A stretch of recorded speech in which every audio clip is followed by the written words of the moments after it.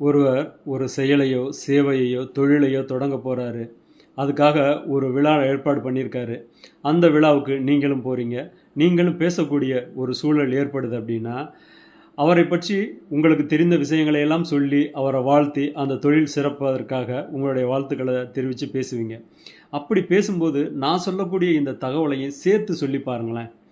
"உற்சாக மின்சாரம் உள்ளத்தில் பாயட்டும், துள்ளியெழும் சிந்தனைகள் செயலாக மாறட்டும்.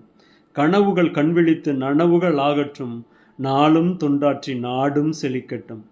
தொடங்குக பணியை, தொடங்குக அறத்தை, கடலிலும் வானிலும் கவினுறு நிலத்திலும் வாழுயிர் அனைத்தும் மக்கள் கூட்டமும் வாழுமாறு" அப்படின்னு ஒரு துடிப்போடவும் துள்ளலோடவும் சொல்லி பாருங்க.